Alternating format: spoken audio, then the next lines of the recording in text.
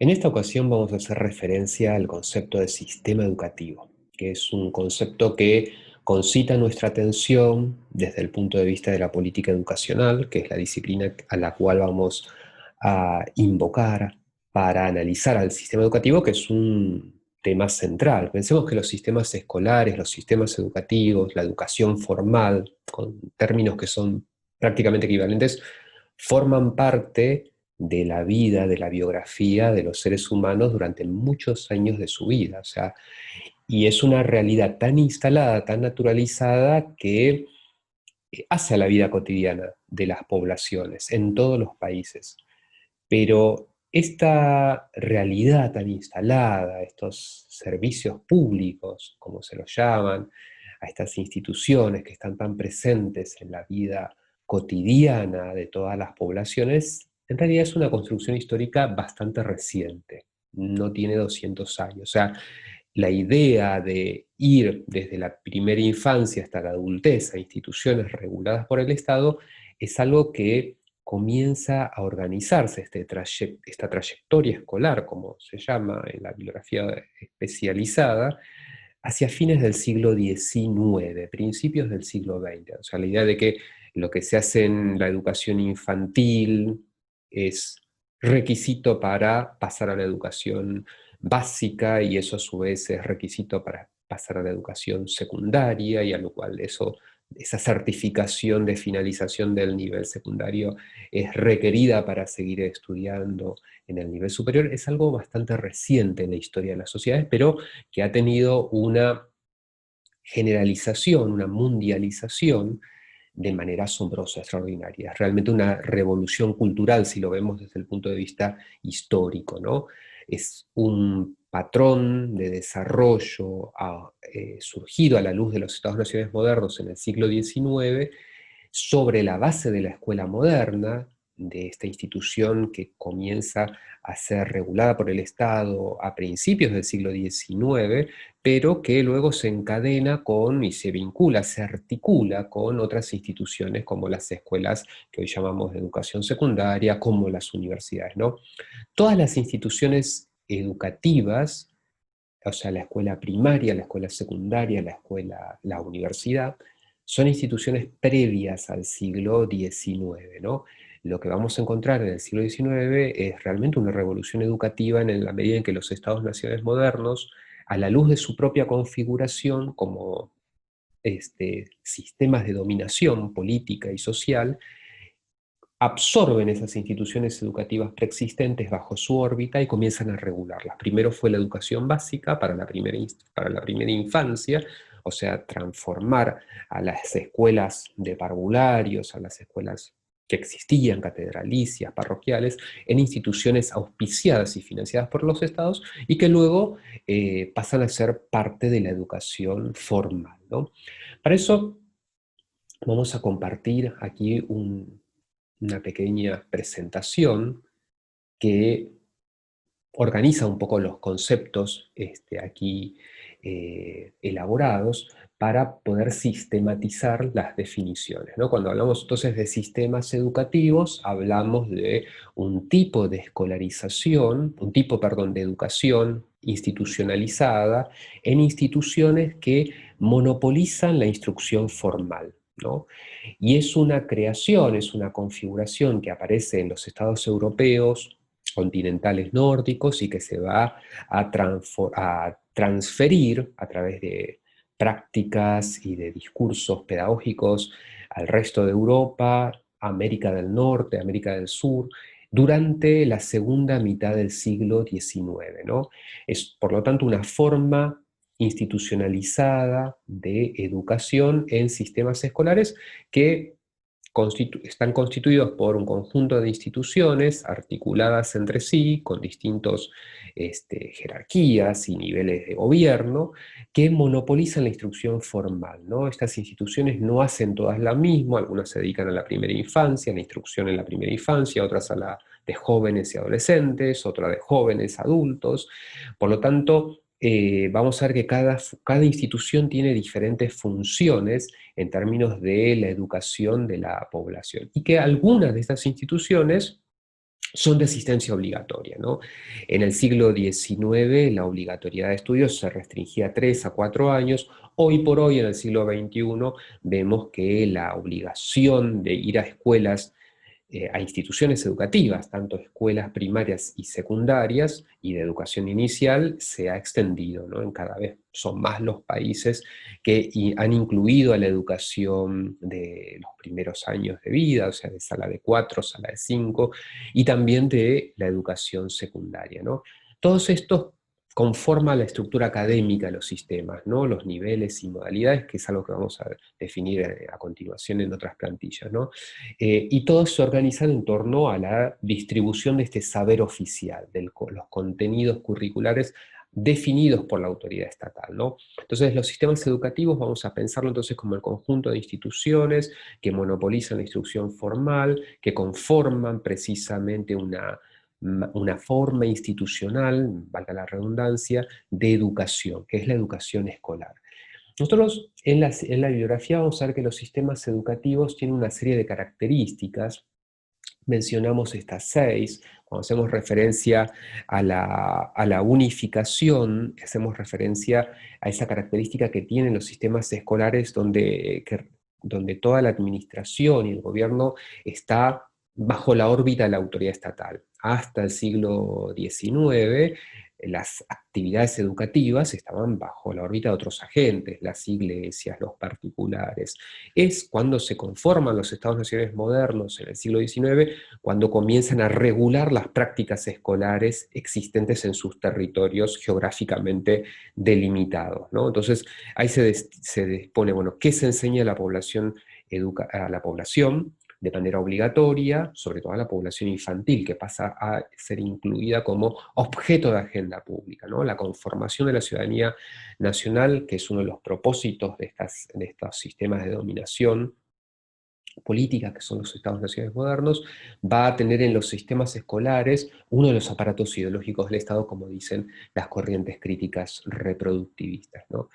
La segunda característica que vamos a mencionar es la sistematización, ¿no?, de la actividad escolar. Precisamente sistema educativo hace referencia a esta característica central que refiere a la validez de los estudios, a la organización jerárquica y articulada del saber escolar. O sea, no está todo metódicamente, sistemáticamente pautado, qué se debe enseñar en tales campos disciplinarios curriculares a los 6 años de edad, qué se debe enseñar a los 7, qué se debe enseñar a los 8 años de edad, y así sucesivamente. Hay una pauta de sistematización de la actividad de instrucción que llevan adelante las instituciones. No se puede enseñar cualquier tema, sino que está pautado, ¿no? En el siglo XIX y gran parte del siglo XX, la política curricular era mucho más pautada, ¿no? Digamos, no había tanta posibilidad de proyectos institucionales o de gestionar el currículum, como se dice en la biografía más contemporánea, de manera más, con mayor creatividad, o el rol docente estaba mucho más restringido, ¿no?, en ese sentido.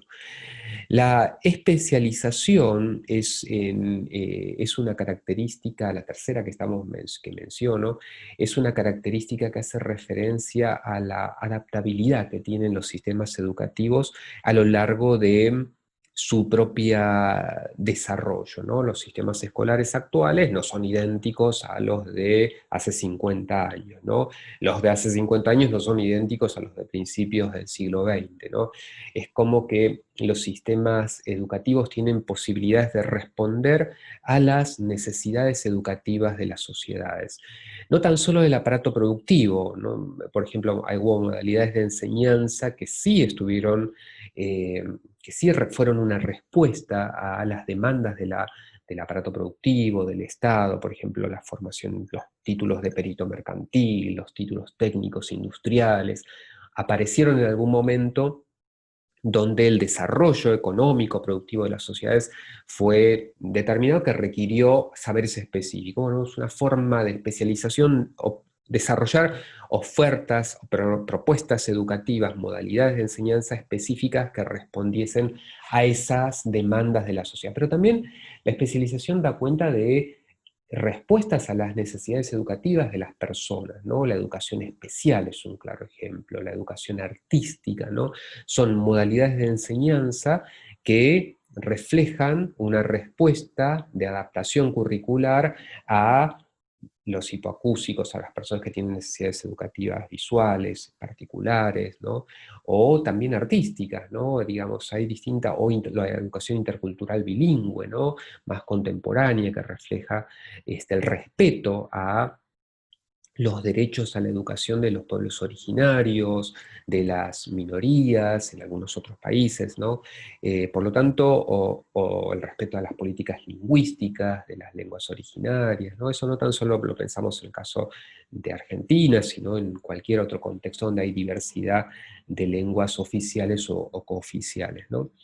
La diferenciación es una característica que nosotros no vamos a prestar demasiada atención en la asignatura, tiene que ver con una visión desde este enfoque que traemos las características, funcionalista, ¿no? No es que sea incorrecta, ¿no? Los sistemas educativos se diferencian del resto de la estructura social porque tienen una característica específica, ¿no? Hay supervisores, inspectores, hay todo un subsistema diferenciado, como también lo hay en el subsistema de salud, en el subsistema de seguridad interior, con lógicas y organizativas específicas que refieren a la educación. Por eso, en su propio desarrollo histórico, las instituciones que conforman los sistemas escolares lograron diferenciarse internamente dentro de la estructura social del Estado, con supervisores, personal de conducción, que se reportan jerárquicamente entre sí.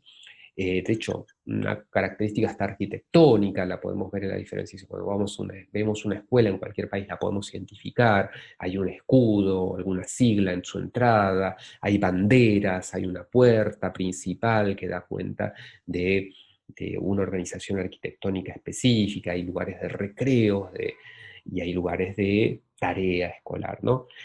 La secularización es una característica también histórica que refiere a la transferencia al Estado de un buen número de actividades y funciones que habían sido desempeñadas por las iglesias hasta el siglo XIX, ¿no? Entonces, es un claro ejemplo es lo que ocurre en el periodo de Revolución Francesa, ¿no? Donde los revolucionarios del periodo de revolución entre 1789 y 1799, que se extiende el periodo de la Revolución Francesa, una de las primeras medidas fue secularizar todas las actividades de la Iglesia, y entre ellas la educación, que estaba a cargo de la Iglesia católica, ¿no? Entonces todos esos bienes y esas actividades pasaron a ser parte de la órbita de la autoridad revolucionaria, y ahí tenemos un protosistema educativo. Pues bien, la secularización hace referencia a eso, a cómo estas prácticas educativas preexistentes a los sistemas escolares fueron absorbidas por la autoridad estatal y pasaron a estar bajo su regulación normativa.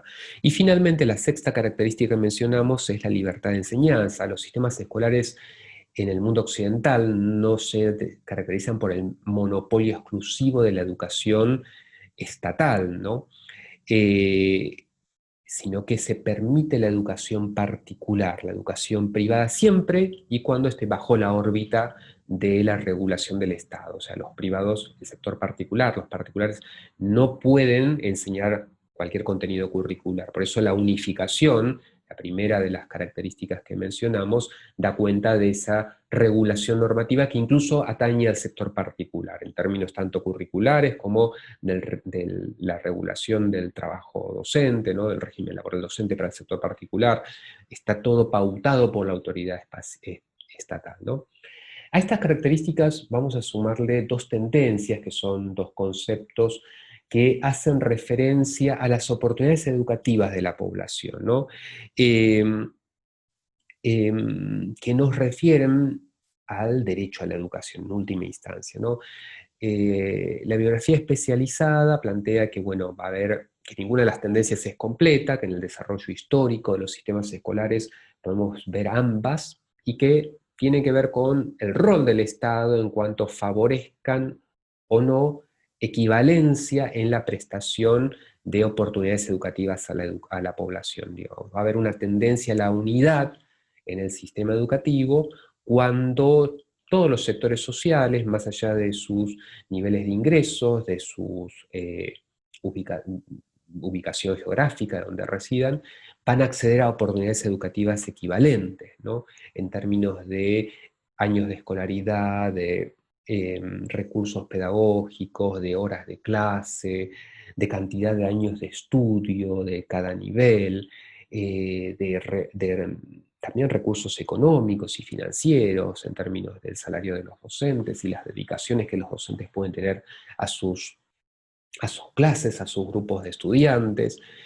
Y en cambio va a haber una tendencia a la diferenciación en la medida en que, es la otra cara de la moneda, ¿no? En la medida en que la población acceda a diferentes oportunidades educativas, ya sea por el lugar donde vive, ya sea por el nivel de ingresos, por la mayor o menor pobreza de las regiones, ¿no? O riqueza, depende, ¿no? Depende de dónde pongamos el eje, ¿no? Entonces, eh, la tendencia a la diferenciación no necesariamente eh, supone una falta de democratización, sino que hay políticas del Estado que favorecen la discriminación positiva y que apuntan a la igualdad de oportunidades. Por ejemplo, cuando se le dan más recursos a los sectores más pobres de la población. Entonces ahí no hay una equivalencia en términos de oportunidades educativas, sino que se le da más a los que más requieren. ¿No? Hay ahí diferenciación, ¿no? Pero precisamente con un sentido de promoción del derecho a la educación. Por lo tanto, no las veamos a las tendencias como negativa una y positiva la otra. De hecho, la tendencia a la unidad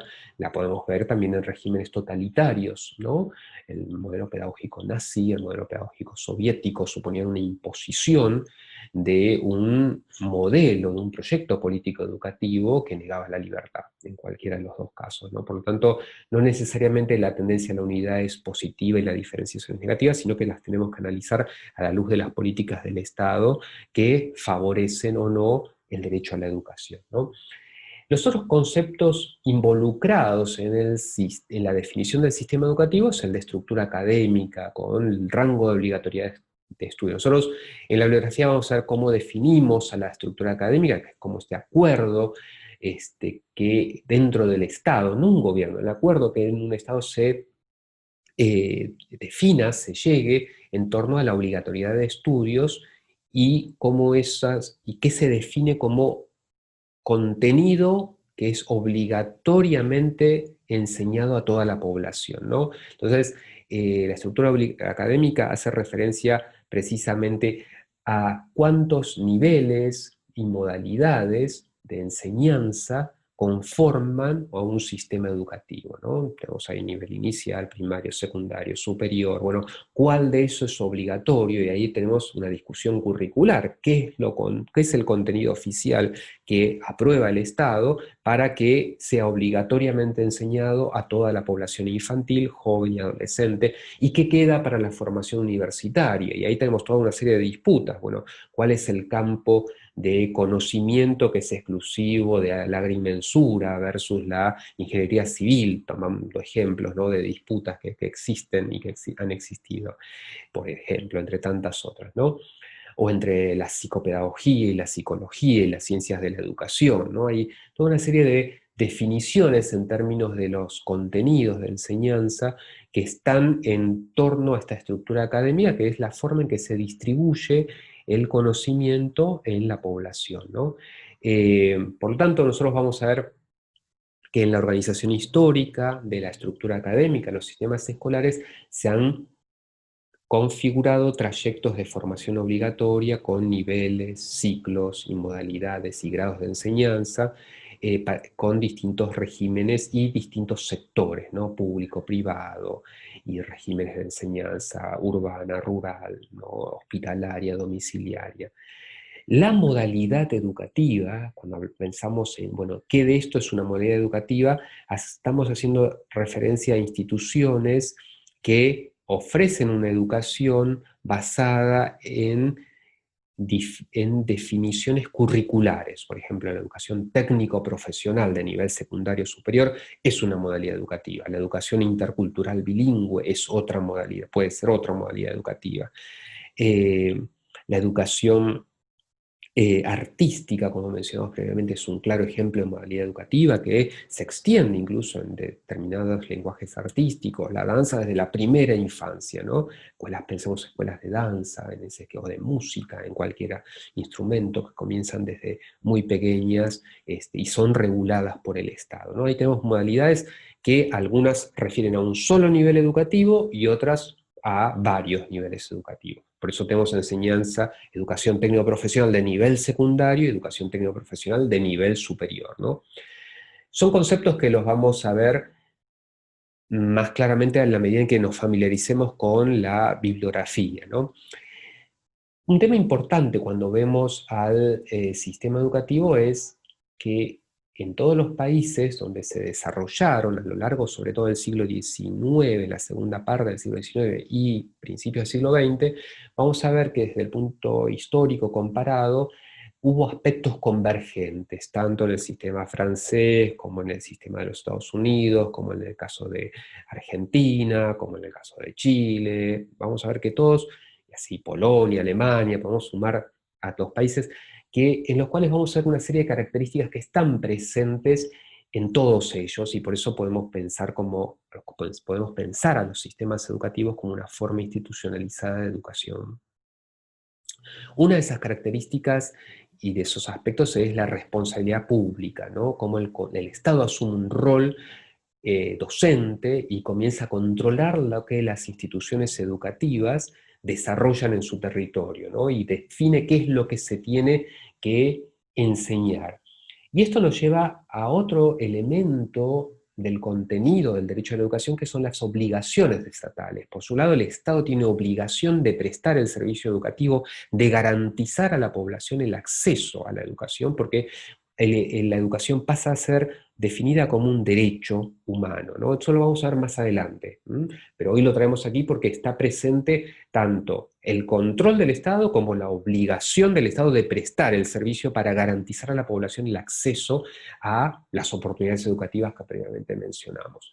Otro elemento importante que se ve en todos los países en su desarrollo histórico de los sistemas escolares es la obligatoriedad escolar. Se define un rango de estudios obligatorios que a lo largo del siglo XX se fue extendiendo a más y más años de escolarización, ¿no? La pregunta que ahora hacemos así, ¿cuántos años dura la educación obligatoria hoy? Pensemos, a ver, ¿dura lo mismo en todo el país? ¿Tiene la misma duración en todas las modalidades? Tema que vamos a desarrollar más adelante, que es esto que aparece acá como la prolongación, sobre todo en la cantidad de estudios obligatorios. Otro aspecto convergente es que, asociado con todo este control estatal, con la sistematización, la unificación, estas características que mencionamos al inicio, aparece la certificación de saberes, como que las instituciones que conforman a los sistemas educativos intercambian credenciales, ¿no? Que son los saberes que las instituciones y los niveles certifican a la población que asiste, ¿no? Bueno, y esa certificación a su vez le permite a la población acceder a otros bienes públicos, a ejercer derechos, comprarse una propiedad, ingresar al mercado de trabajo, votar, digamos. Hay una serie de certificaciones que, no con esto quiero decir que las personas que no saben leer y escribir no pueden ejercer el derecho al voto, sino que digo, están asociadas, digamos, estas certificaciones a saberes con el ejercicio del derecho a la educación y a su vez con el acceso a otros bienes públicos que están presentes y forman parte de la propia regulación que hacen los estados nacionales modernos de la vida social en su conjunto, ¿no? Como un elemento central de estos aspectos convergentes es la organización estandarizada del currículum, o sea, la normalización, o sea, que es lo que se plantea como algo normado, el currículum oficial. Antes, hasta el siglo XIX, los idóneos se pautaban el conocimiento, había un título de profesorado, ¿no? Entonces, los ministros de las iglesias, los sacerdotes, de los distintos cultos, o personas idóneas que no eran necesariamente religiosas, depende del país en el que hablemos. Países Bajos es una cosa, Bélgica otra, Francia otra. De hecho, no existían todavía como entidades nacionales como las conocemos actualmente. Hablo en Europa porque es donde comenzaban estas prácticas. eh, Definían qué enseñaban, ¿no? El trabajo de los docentes fue perdiendo esa autonomía porque se comenzó a organizar en torno a un currículum definido por la autoridad estatal, ¿no? Entonces, ahí es donde vemos el principio de organización estándar del conocimiento oficial y de evaluaciones de ese conocimiento, evaluaciones formales, que si bien las disponen los docentes, en cada nivel educativo es distinto, hacen referencia a ese contenido al cual refieren. Y esto nos lleva también a la formación docente, tema central, que de los sistemas escolares, ¿no? Constituyen dentro del nivel superior un tipo de formación específica, ¿no? Que en algunos países la dan las universidades, en otros países las instituciones terciarias, en otros países como Argentina la formación docente es binaria, la dan tanto instituciones terciarias como instituciones universitarias. Pues bien, en todos los casos, en el desarrollo histórico se comenzó a definir a la formación de los docentes para enseñar en la escuela primaria a través de un tipo de institución antológica, la escuela normal, que no es una institución que se crea en Argentina, sino que es un tipo de institución de formación docente que surge en Francia, con antecedentes en algunos cantones suizos en el siglo XVIII, pero que se generaliza durante todo el siglo XIX y tiene su amplio apogeo hacia la década de 1920 en todo el mundo. Se crean escuelas normales para formar docentes para la educación primaria. Hoy ese tipo de educación desapareció, ya que la educación pasó a ser de nivel superior, la formación docente, y ahí es donde mantiene, más allá que se mantienen los nombres de las instituciones, pero fue un tipo de formación asociada a este periodo histórico de conformación de los sistemas nacionales de educación. Y por último, una dimensión central que vamos a analizar en la definición de los sistemas escolares es la que refiere al gobierno del sistema, o sea, la organización institucional del sistema educativo. Hace referencia precisamente a la distribución de competencias y de atribuciones entre los distintos niveles de gobierno, ya sea que tenga el Estado un régimen federal de gobierno, como puede ser el caso de Argentina, el caso de Brasil, el caso de México, de los Estados Unidos, de Alemania, o bien un régimen centralizado, como puede ser el caso de Uruguay, muy diferente al caso de Chile. Ambos países no son federales, pero tienen diferentes distribuciones de competencias. Caso de Francia, un sistema también centralizado, ¿no? O Italia, con matices. Acá esto que nos está diciendo precisamente la idea de un continuo, ¿no? Y cómo cambia a lo largo de la historia los niveles de centralización o descentralización del gobierno del sistema educativo, ¿no? Entonces, y esto es objeto de disputa, es uno de los temas más notorios, ¿no? En cuanto a cómo se configuran las prácticas y la distribución de recursos financieros y políticos de control de la escolarización obligatoria, ¿no?